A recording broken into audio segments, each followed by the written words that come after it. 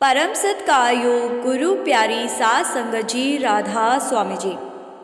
सात संगत जी, आज डेरे में शाम को 4 बजे बाबा जी और हजूर जी ने संगत को दर्शन दिए जी, और बाबा जी ने संगत के सवालों के जवाब भी दिए जी। आज हजूर जी बाबा जी को भूलकर अकेले ही पंडाल में पहुंच गए जी। ये बात भी मैं आपको इस वीडियो में बताऊंगी जी। आज हम आपके लिए शाम 4 बजे डेरे में हुए सवाल जवाब लेकर आए हैं जी।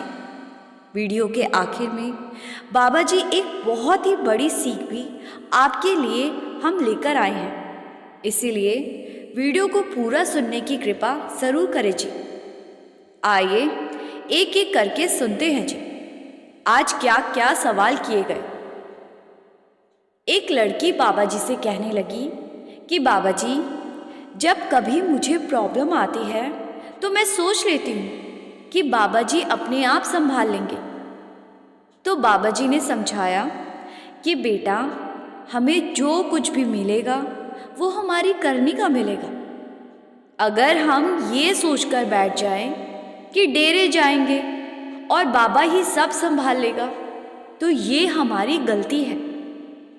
हमें अपनी तरफ से पूरी मेहनत और कोशिश करनी है, प्रॉब्लम को सॉल्व करने के लिए मेहनत करनी है। फिर आगे एक भाई ने बाबा जी से कहा कि बाबा जी, आपसे एक ही बेनती है कि आपका भजन सिमरन करता रहूं, आपके दर्शन होते रहे, बस इतनी कृपा बनाए रखना। बाबा जी ने कहा कि बेटा, सोच तो हमारी बहुत अच्छी है, लेकिन लफ्जों में नहीं, करनी में जाहिर करना है, तभी कुछ हासिल होगा। तो आगे यही भाई कहने लगा कि बाबा जी, घर में कुछ दिक्कतें आ गई हैं, जिस वजह से सत्संग और सेवा पर नहीं आ पाता। तो बाबा जी ने समझाया कि बेटा, दिक्कतें तो सारी उम्र ही चलती रहती है। आप कोशिश करें और धीरे धीरे मालिक के लिए समय निकालने की कोशिश करें, सेवा पर आए, मालिक सब ठीक करेगा। फिर आगे एक भाई बाबा जी से कहने लगा कि बाबा जी, आप अपनी तरफ से सत्संग में बड़ा ही खुलकर समझाते हो, लेकिन फिर भी हम भजन सिमरन नहीं करते। हम ऐसा क्या करें कि जिससे हमारा भजन सिमरन हो सके। बाबा जी ने कहा कि बेटा, अब ये तो आप ही बता सकते हो कि क्या करना चाहिए। फिर बाबा जी ने इस भाई को समझाया, जैसे शरीर की भूख के लिए रोटी चाहिए, वैसे ही आत्मा की भूख के लिए नाम की कमाई चाहिए। आज हम उस चीज़ के लिए तो सोच रहे हैं जो हमें कुछ सालों के लिए मिला है, लेकिन जिसने हमेशा हमारा साथ निभाना है, उस चीज़ को भूले बैठे हैं। जब तक भजन सिमरन नहीं करेंगे, हमारी रूह को शांति नहीं मिलेगी। फिर आगे एक लड़का कहने लगा कि बाबा जी, आपके दर्शन करके मन को शांति मिल जाती है। आपसे विनती है, हमेशा ऐसे ही दर्शन देते रहना। बाबा जी ने हंसते हुए कहा, बेटा, जिस दिन तेरी शादी हो जाएगी, उस दिन तू बाबे के दर्शन नहीं करेगा। ये सुनकर संगत हंसने लगी थी जी। फिर यही लड़का कहने लगा कि बाबा जी, आप मुझे कुछ ऐसी बात बताओ कि जो मुझे हमेशा याद रहे। बाबा जी ने कहा कि बेटा, अच्छे इंसान बनो, कभी किसी का दिल मत दुखाओ। फिर एक लड़की बाबा जी से कहने लगी कि बाबा जी, जब हम कभी अच्छा करते हैं तो लोग उसका गलत मतलब निकाल लेते हैं और हमें बोलने लगते हैं। तो बाबा जी ने समझाया कि बेटा, किसी को गलत लगा होगा तभी वो ऐसा बोलता होगा ना। बड़े महाराज जी कहा करते थे, हमारी कमी बताने वाला इंसान ही हमारा सबसे अच्छा दोस्त होता है। जो हमारी कमी देखकर भी उस पर पर्दा डाल दे, वो हमारा शुभचिंतक नहीं हो सकता। अगर कोई हमारी कमी बताता है तो हमें उस कमी पर काम करके उसको दूर करने की कोशिश करनी चाहिए। फिर आगे एक भाई ने बाबा जी से कहा कि हमें डर लगता है कि हम आपसे दूर ना हो जाए। कई बार लाइफ में बहुत गलतियां हो जाती है। तो बाबा जी ने समझाया कि बेटा, मालिक ने ये जीवन कर्मा के कारण दिया है। मालिक ने हमें यहाँ भेजा है क्योंकि हम परफेक्ट नहीं हैं। हम सबसे गलतियाँ भी होती है और हम माफ़ी भी मांग लेते हैं। हमें गलतियों से सीखना चाहिए। जब तक हम गलतियों से सीखेंगे नहीं, तब तक हम गलती करते जाएंगे। फिर आगे एक बीवी कहने लगी कि बाबा जी, कभी कभी ससुराल वाले उतना प्यार नहीं दे पाते, तो हमें अपने मायके की याद आने लगती है। तो बाबा जी ने समझाया कि बेटा, हम दूसरों से तो उम्मीद रख लेते हैं कि वो हमारी सोच को समझे, लेकिन हमारी भी तो एक जिम्मेदारी है ना। और जब हम उनकी सोच की कद्र करेंगे और अपनी जिम्मेदारी को निभाएंगे, तो कल को वो भी हमारी सोच की कद्र करेंगे। फिर आगे एक लड़की कहने लगी कि बाबा जी, हम 5 बहनें हैं। आपसे विनती है कि आप हम 5 बहनों पर अपनी दया मेहर बनाकर रखना। तो बाबा जी ने मुस्कुराकर कहा, 5 प्यारियां। ये सुनकर संगत हंसने लगी थी जी। फिर ये लड़की कहने लगी कि बाबा जी, मैं ऐसा कोई काम करना चाहती हूँ जिससे मैं आपका और अपने माँ बाप का नाम रोशन कर सकूं। तो बाबा जी ने समझाया कि बेटा, ऐसा बोलो कि सही तरीके से नाम रोशन करना चाहती हूँ।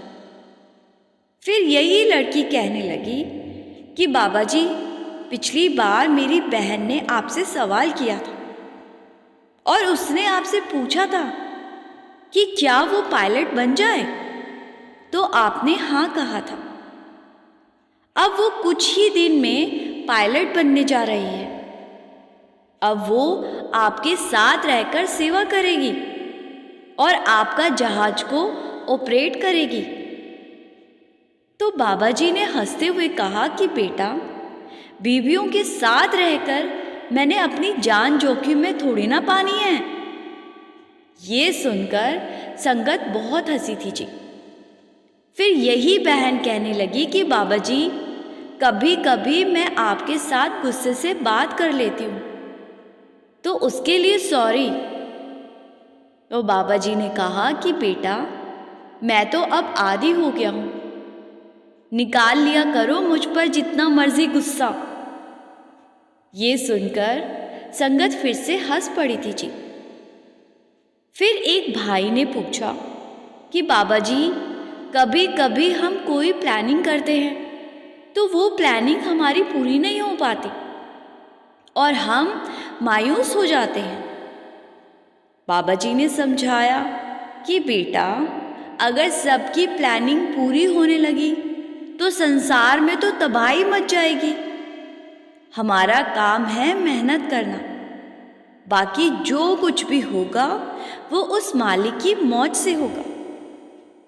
फिर एक बीवी कहने लगी कि बाबा जी, मैं और मेरे पति दोनों सरकारी नौकरी करते हैं और मेरे पति हमेशा समझाते हैं कि हमें तो बाबा जी के बताए रास्ते पर ही चलना है। कभी कभी काम करवाने के लिए लोग हमें रिश्वत देने की बात करते हैं, लेकिन हम उन्हें मना कर देते हैं। तो बाबा जी ने समझाया कि बेटा, काम के बदले सरकार हमें सैलरी देती है और अगर हम वही काम करने के लिए सैलरी से अलग किसी से पैसे की मांग करने लगेंगे तो पैसे तो हमें मिल जाएंगे, लेकिन कर्मों का कितना बोझ हमारे ऊपर चढ़ेगा, ये भी हमें सोचना चाहिए। मालिक ने जो किस्मत में लिखा है उससे ऊपर अगर हम कहीं से कुछ गलत तरीके से ले लेते हैं तो वो कई गुना होकर निकल जाएगा। इसीलिए हमें सिर्फ हक हलाल की कमाई करनी चाहिए। फिर आगे एक बीबी कहने लगी कि बाबा जी, आज सुबह सत्संग में आप नहीं आए, सिर्फ हजूर जी दर्शन देने आए थे। तो बाबा जी ने ये सुनते ही घूमकर हजूर जी की तरफ देखा और कहा कि आप कब आ गए। ये सुनकर हजूर जी हंस पड़े। बाबा जी ने कहा, मैं वहाँ कोठी में इनकी वेट कर रहा था और ये गाड़ी को लेकर अकेले ही सत्संग में चले गए। मैं वहाँ देख रहा हूँ कि हजूर जी कहाँ चले गए। इस बात पर हजूर जी के साथ साथ सारी संगत भी बहुत ज़ोर ज़ोर से हंसी थी जी। फिर एक बीबी ने कहा, बाबा जी, इतना खूबसूरत मौका देने के लिए आपका शुक्रिया। बाबा जी, कभी कभी जब हमारा कोई दोस्त या रिश्तेदार हमें तकलीफ़ पहुंचाता है या हमारे साथ गलत बर्ताव करता है तो हम उससे दूरी बना लेते हैं, लेकिन अगर घर का ही कोई सदस्य हमें तकलीफ़ दे और हमारे साथ गलत बर्ताव करे तो हम बैलेंस कैसे बनाएं? बाबा जी ने इस बीवी को समझाया कि बेटा, मुझे नहीं लगता कि कोई भी किसी दूसरे के साथ इस उद्देश्य से बुरा बर्ताव करता कि वो उसका बुरा चाहता है। हम सबकी सोच और नज़रिया अलग होता है। दूसरों के नज़रिए और सोच को समझे बिना हम कभी कभी चाहते हैं कि वो भी हमारे अनुसार ही चले, और जब वो ऐसा नहीं करते तो हमें बुरा लग जाता है। जबकि अगर हम अपनी सोच के हिसाब से उन्हें चलाना चाहते हैं तो हमें उनकी सोच और नज़रिए की भी कद्र करनी चाहिए।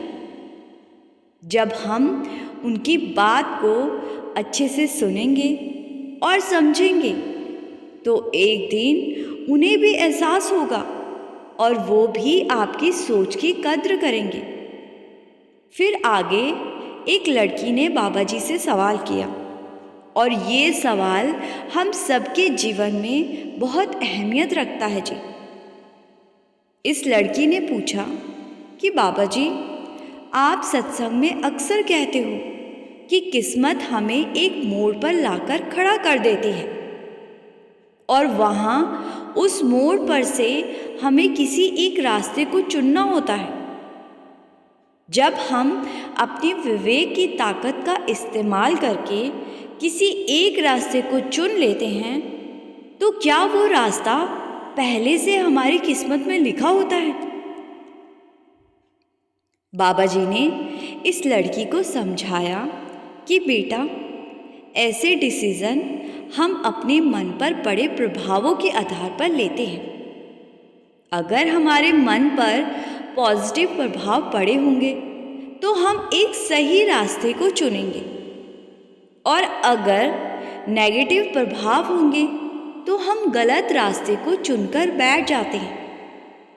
इस बात से कोई फर्क नहीं पड़ता कि हम अपने टीचर से और माता पिता से क्या सीखते हैं। कुछ डिसीज़न जिंदगी के तजुर्बे के आधार पर हमें लेने होते हैं। फिर आगे एक भाई ने बाबा जी से कहा कि बाबा जी, 15 साल पहले नामदान लिया था जी। पहले प्रकाश दिखाई देता था, लेकिन अब ना जाने प्रकाश कहाँ चला गया है। बहुत कोशिश करता हूँ लेकिन प्रकाश दिखाई नहीं दे रहा। बाबा जी ने समझाया कि बेटा, प्रकाश कहीं नहीं गया, बस हमारा ध्यान ही दूसरी तरफ भटक जाता है।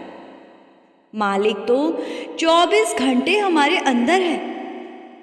ध्यान भटकने के कारण हम मालिक की पहचान नहीं कर पाते। बाकी आप परख मत करो, गिनती में मत लाओ, बस अपनी सेवा करते चलो। हमारा काम है बैठना, ध्यान लगा पाना हमारे बस की बात नहीं है। साध संगत जी, ये सवाल जवाब आज डेरे में बाबा जी ने संगत के साथ किए जी। अभी आप वीडियो में बने रहिए जी। साध संगत जी, बाबा जी का सत्संग सुन लो या हजूर महाराज जी का सत्संग, एक बात कई बार हमें सुनने को मिलती है कि परमार्थ इतना आसान नहीं होता जितना बाहर से दिखता है। परमार्थ में हर रोज मरने की प्रैक्टिस करनी पड़ती है, जीते जी मरना पड़ता है, तब कहीं जाकर मुक्ति मिलती है। इस बात को एक बड़ी ही प्यारी घटना से समझने की कोशिश करते हैं जी। एक सत्संगी ने एक बार बाजार में एक तोते बेचने वाले को देखा। सत्संगी का बच्चा भी साथ था और बच्चा जिद करने लगा कि उसको एक तोता चाहिए। सत्संगी तोते वाले के पास गया और उससे तोते के दाम पूछे। तोते वाले ने सभी तोतों के दाम बता दिए, लेकिन एक तोते का दाम बहुत ज़्यादा ऊपर था। सत्संगी ने इतने ऊंचे दाम का कारण पूछा तो तोते वाले ने कहा कि ये तोता इंसानी भाषा बोल सकता है, इसीलिए इसका दाम ज़्यादा है। सत्संगी को वही बोलने वाला तोता अच्छा लगा और उसने उस तोते को खरीद लिया जी और अपने बच्चे के साथ घर लौट आया। सत्संगी तोते की बहुत सेवा करता था, उसको सुबह शाम अच्छी अच्छी चीज़ें खाने को देता था और तोते के पिंजरे को अपने घर से बाहर जाने वाले दरवाजे पर लटका दिया। घर सत्संगी का था तो सारा दिन घर में सत्संग शब्द चलते रहते थे। तोता भी सत्संग और शब्द सुनता और गुनगुनाने लगता। तोता सत्संगी को अक्सर कहा करता था कि मुझे थोड़ी देर के लिए इस पिंजरे से निकाल दो, लेकिन सत्संगी उसको पिंजरे से कभी बाहर नहीं आने देता था और पिंजरे में रखकर ही तोते की सेवा किया करता था। तोता वहां से आज़ाद होना चाहता था, लेकिन तोता कुछ कर नहीं सकता था। एक बार सत्संगी घर से बाहर जा रहा था तो तोता कहने लगा कि आज अगर बाजार जाओ तो बाजार में एक खूबसूरत बाग है, वहाँ मेरे दोस्त आज़ाद घूम रहे हैं, आप उन्हें मेरी नमस्ते बोलकर आना। और जब भी आप अपने गुरु से मिलो तो उनसे मेरा एक सवाल ज़रूर पूछना कि मैं इस पिंजरे से कब तक आज़ाद हो पाऊंगा। तो सत्संगी ने कहा कि ठीक है, मैं तुम्हारे सवाल को अपने गुरु से ज़रूर पूछूंगा और वो जो भी जवाब देंगे वो मैं तुम तक पहुंचा दूंगा। सत्संगी बाहर निकला और बाजार से सामान खरीदने के बाद उसी बाग में गया जहां तोते के दोस्त रहते थे। सत्संगी ने उन्हें जाकर तोते की नमस्ते कह दी और उन तोतों ने पूछा कि हमारा दोस्त कैसा है, क्या वो आज़ाद होना नहीं चाहता। सत्संगी कहने लगा कि वो तो आज़ाद होना चाहता है, लेकिन मैं उसको आज़ाद होने ही नहीं देता। वो मुझसे पूछ रहा था कि जब मैं उसके दोस्तों से मिलूं तो पूछकर आऊं कि उसको आज़ादी कैसे मिलेगी। ये सुनते ही उनमें से एक तोता नीचे गिरकर मर गया। वो अपने दोस्त की जुदाई बर्दाश्त नहीं कर पाया। ये देखकर सत्संगी डर गया और वो सोचने लगा कि ये मुझसे क्या पाप हो गया। सत्संगी उस बाग में से बाहर आ गया और सीधा अपने गुरु के आश्रम में पहुंच गया और वहां जाकर सारी बात बताई कि ऐसे मेरी वजह से बहुत से तोतों ने अपनी जान दे दी। गुरु बड़े ही समझदार थे, तो गुरु ने सारी बात पूछी। सत्संगी ने कहा कि मैंने एक तोता रखा हुआ है और उसको मैं हर समय पिंजरे में ही रखता हूं। उसका आपसे एक सवाल था। वो जानना चाहता है कि वो उस पिंजरे से कब तक आज़ाद होगा।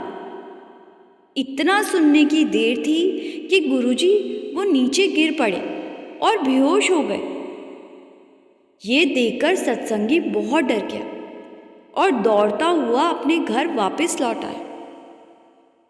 आते ही तोते ने पूछा कि क्या आपने मेरे दोस्तों से और अपने गुरु से मेरा सवाल किया था। सत्संगी को गुस्सा आ गया और वो कहने लगा कि तेरे इस बेहुदा सवाल के पूछते ही तेरे सारे दोस्त पेड़ से नीचे गिरकर मर गए, और जब ये सवाल मैंने अपने गुरु से किया तो वो भी नीचे गिरकर बेहोश हो गए। आज के बाद किसी भी तरह के सवाल को पूछने के लिए मुझे मत कहना। ये कहकर सत्संगी अपने कमरे में चला गया और अगले दिन सत्संगी जब उठा तो उसने देखा कि उसका तोता पिंजरे में मरा पड़ा है। ये देखकर सत्संगी डर गया और वो सोचने लगा कि इसको अचानक क्या हो गया। कल तक तो ये बिल्कुल ठीक था। सत्संगी ने सोचा कि चलो अब ये मर तो गया है तो मैं इसको बाहर जाकर मिट्टी में दबा देता हूं। सत्संगी ने तोते को बाहर निकालने के लिए पिंजरे को खोला और बाहर निकलते ही तोता उड़ गया और जाकर एक पेड़ पर बैठ गया। सत्संगी अचंभित रह गया। फिर तोता कहने लगा कि आप इतने सालों से अपने गुरु का सत्संग सुन रहे हो, लेकिन आप फिर भी उन्हें समझ ही नहीं पाए, और मैं आज तक उनसे मिला भी नहीं, लेकिन उनकी एक बात से ही बहुत कुछ समझ गया कि यहां से छूटना है तो मरना पड़ेगा। सासंग जी, इस कहानी में ये जो सत्संगी था ये काल है, ये पिंजरा जो है ये संसार है, और जो उसके अंदर तोता है वो हम सब हैं। आज काल ने हमें संसार रूपी इस पिंजरे में कैद कर रखा है, लेकिन जब हम किसी गुरु की शरण में चले जाते हैं तो गुरु हमें युक्ति बताते हैं कि जिसको अपना कर हम इस पिंजरे से आज़ाद हो सकते हैं, लेकिन इसके लिए हमें रोज़ रोज़ मरना पड़ता है। जीते जी मरना इसी को ही कहते हैं। जब भजन सिमरन करके हम अपनी सूरत को पैरों के नीचे से उठाकर माथे के बीच तीसरे तिल तक लेकर जाते हैं, और ऐसा अभ्यास जब हम हर रोज़ करते हैं तो इसी को जीते जी मरना कहा जाता है। ऐसा करने से हमारा अभ्यास इतना पक्का हो जाता है, और जब हमारी मौत होती है तो हमारी रूह नीचे से ऊपर बड़ी आसानी से पहुंच जाती है और हमें ज़रा सी भी तकलीफ नहीं होती। कहते हैं जो जीव रोज रोज जीते जी मरने का अभ्यास नहीं करते, उनकी जब मौत होती है तो उन्हें इतनी तकलीफ होती है जितनी 1,00,000 बिच्छुओं के काटने से होती है। इसीलिए संत महात्मा अपनी संगत को जीते जी मरने का अभ्यास करवाते हैं, जिससे कि आखिरी समय में हमारी रूह बड़ी आसानी से मालिक में जाकर समा जाए और हम संसार रूपी इस पिंजरे से आज़ाद हो सके। सासंग जी, इसी के साथ मैं आपसे विदा लेती हूँ जी। वीडियो को शेयर करने की सेवा ज़रूर किया कीजिए जी, जिससे कि वो संगत भी आर्ट डेरे के सवाल जवाब और ये प्रेरणादायक कहानी सुन सके जो अभी इस चैनल से नहीं जुड़ सकी हैं जी। कमेंट में राधा स्वामी लिखकर संगत के अपने इस चैनल रूहानी सफ़र को सब्सक्राइब करना मत भूलिए जी। गुरु प्यारी सात संगत जी, राधा स्वामी जी।